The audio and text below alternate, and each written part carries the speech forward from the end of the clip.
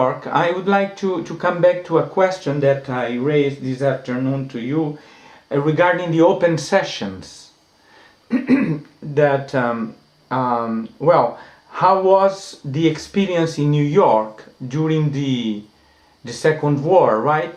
Well, you have to realize in the Second World War, there were only elderly professionals around. The younger ones were only military service.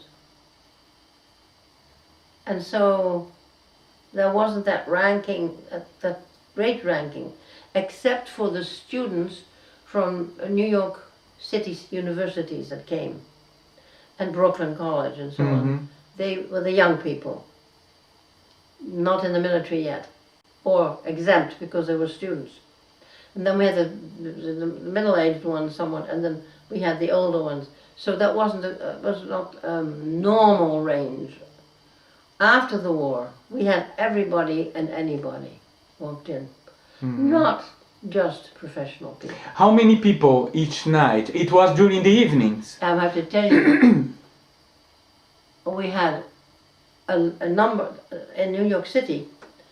There was a board that said how many people were allowed to be in it because of the fire hazard.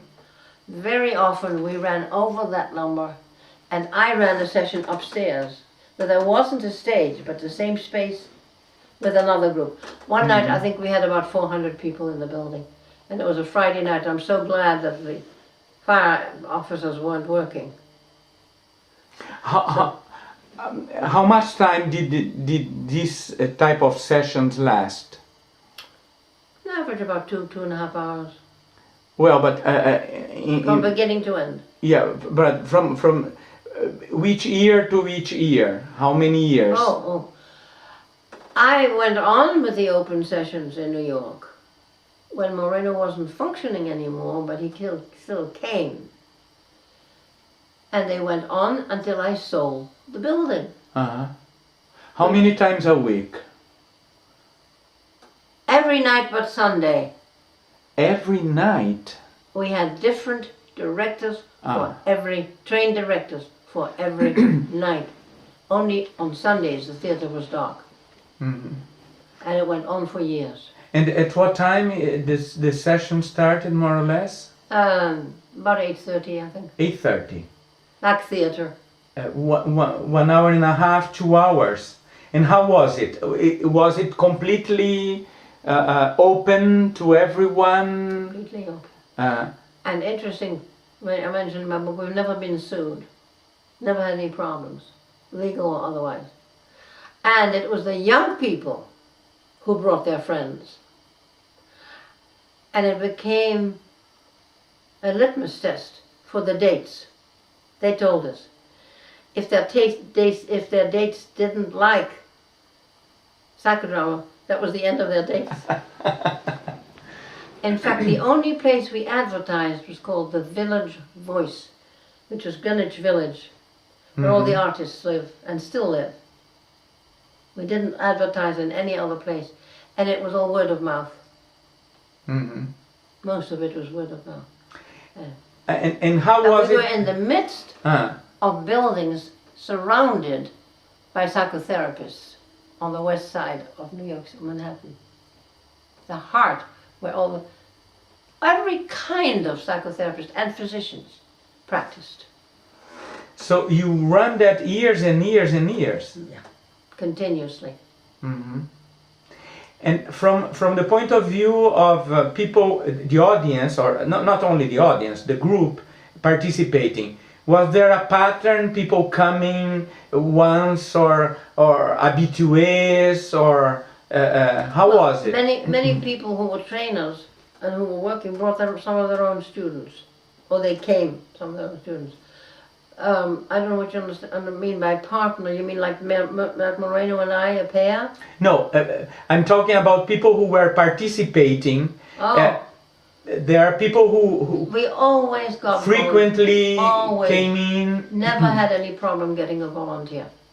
And some nights, in fact, I'll talk about that too, we had couple clubs coming, husband and wife, on Saturday nights. Groups of them, 10 or 20.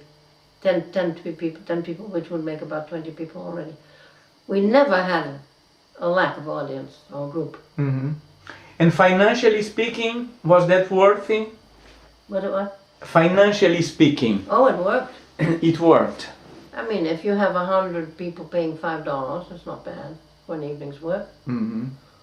Not that we always had 100, but we were there anyway. Mondays and Fridays we were there. So we ran the sessions Mondays and Fridays. Fridays was a little more popular than Mondays, but wasn't a great deal. Hmm. But I'm assuming that you had to pay rent. Well, we had to pay the trainers. It always covered, whatever it is, it always covered the trainers' work, their hours. Hmm. They got a fee. It was never filmed, documented, no. It was written about, Ah.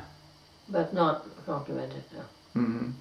Do you have any clue about this type of experience right now in the world?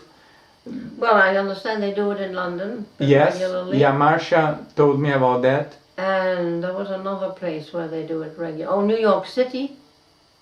One of the institutes does it, I think, once a month only.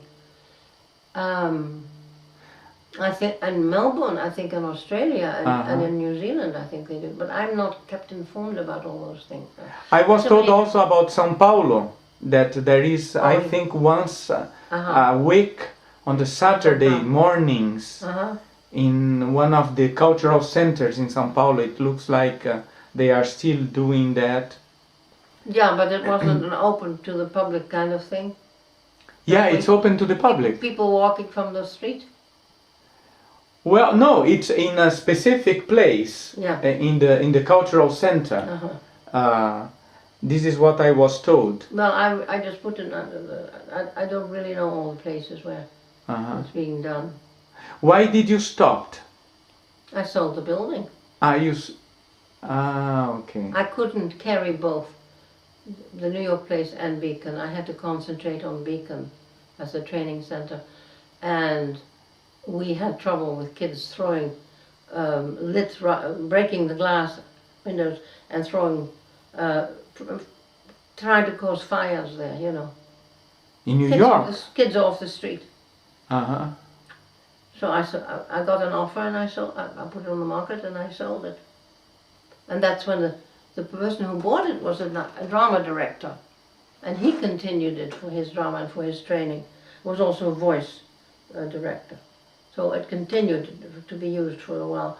And when you don't know what happened to him, then it became this, what is it called? The stand-up theater. Uh-huh. Yeah, which is up to now Yeah, working. as far as I know. Yeah. Okay, Zerka, I think that for the time being, for the recording, Right. it's fine.